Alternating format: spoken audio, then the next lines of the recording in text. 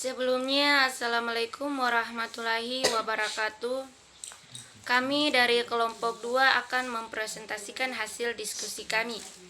Yang terhormat Ibu Indri Widiasti Anwar, SPD, MA, selaku dosen pengampu mata kuliah English Phonology. Yang saya cintai dan saya banggakan teman-teman yang sempat hadir di pagi hari ini. Perkenalkan, nama saya Rianti Usman, saya selaku moderator di kelompok ini.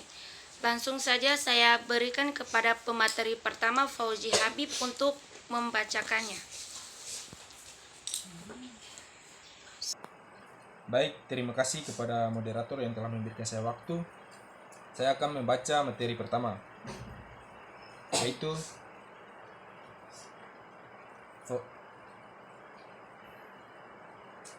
opsional fonologi.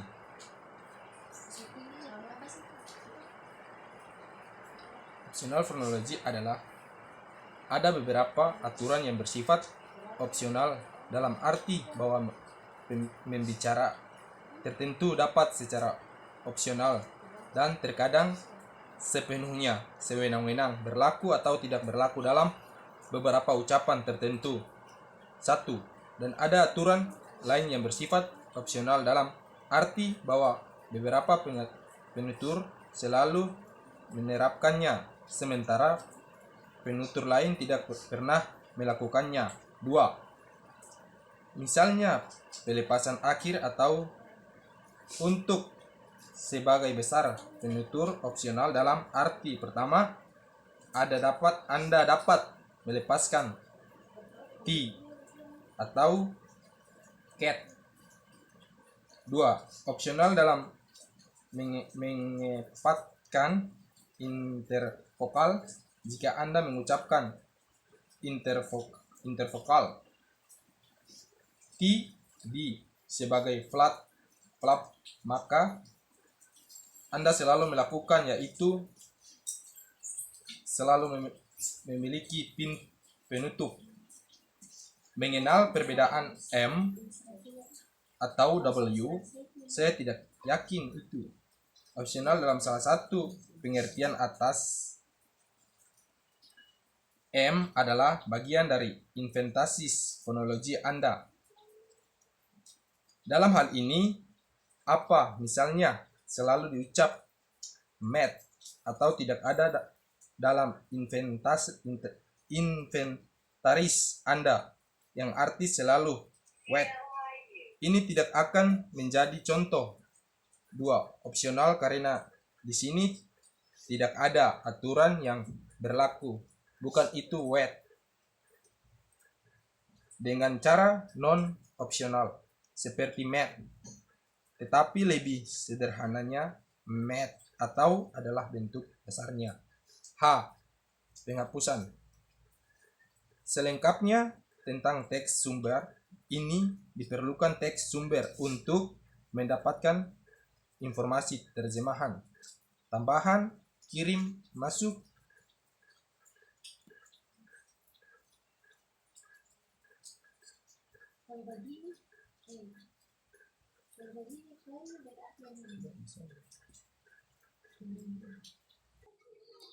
Baik, saya akan membaca materi age deletion. Age deletion adalah pembatasan terjadinya frikatif laring tanpa suara atau H atau bunyi H. 1. Bahwa hanya dapat menempati onset suku kata, dan 2.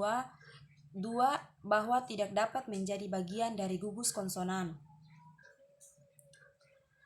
Terus age deletion dengan kata lain H harus mendahului vokal H dari hasil proses fonologi, bisa jadi H berakhir mendahului non-vokal. Jika misalnya batang dengan diftong pemusatan dimulai dengan H, hasil pemutusan adalah urutan H, J, W. Karena konfigurasi ini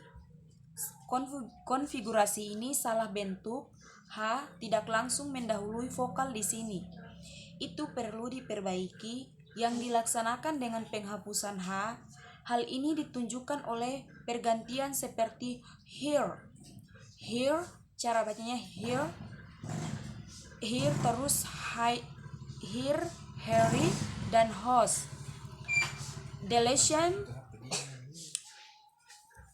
Deletion adalah subjek dari topik ini. Karena prinsip ortografi keseragaman, ejaan, morfem harus dijaga konstan. Dan etimologi, ejaan kata harus mempertimbangkan etimologi kata itu. Lebih banyak H yang ditulis daripada jelas.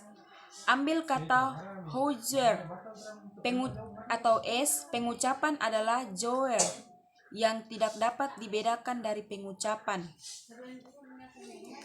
Terus pergantian seperti here,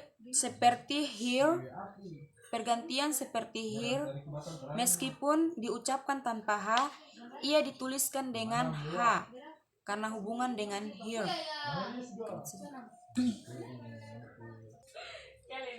Baik, saya akan melanjutkan materi yang tadi yang dibacakan oleh Fitria. Glottal stop insertion. Dalam pengucapan diterima, perhentian glottal disisipkan sebelum perhentian bersuku kata stop, that, knock, watch, juga lip, suck, help, pinch. Dalam banyak bahasa yang tidak mengizinkan urutan vokal seperti Persia, tanda titik glottal dapat digunakan secara epenthesikal untuk mencegah jeda seperti itu. Glottal adalah jenis bunyi konsonan yang digunakan dalam banyak bahasa lisan, dihasilkan dengan menghalangi aliran udara di saluran suara atau lebih tepatnya glotis. Akibat terhalangnya aliran udara di glotis, getaran glottal berhenti atau menjadi tidak teratur dengan kecepatan rendah dan penurunan intensi secara tiba-tiba. Terima kasih. Baik, saya akan melanjutkan materi yang dibacakan oleh Nurleli Ade. Banyak bukti yang statis tidak ada penyisipan berhenti glottal dalam suku kata berat. Trike, beach, calm, get, dan living. Bukti dari substitusi menunjukkan bahwa setidaknya dalam beberapa kasus ini langsung proses fonologis palatalisasi. Palatalisasi adalah perubahan suara historis linguistik yang menghasilkan artikulasi konsonan yang dipalatalisasi atau dalam kasus tertentu proposisi. Palatalisasi melibatkan perubahan terhadap perubahan tempat atau cara artikulasi konsonan atau fronting yang meningkatkan vokal. Dalam beberapa kasus, palatalisasi melibatkan asimilasi atau pelepasan. Dalam linguistik, palatalisasi serta palatalisasi dapat merujuk pada dua proses berbeda di mana suara, biasanya konsonan, dihasilkan dengan lidah dalam posisi di mulut dekat langit-langit dan mendeskripsikan fonetik bahasa yang ada. Konsonan palatal diucapkan dengan artikulasi sekunder palatal. Ini berarti konsonan diucapkan seolah-olah diikuti oleh bunyi. Misalnya dalam kata Polandia, kiedi, huruf ki mewakili palatalized. Ditunjukkan dalam notasi IPA sebagai dengan superskrip J ini. Bunyinya mirip dengan kombinasi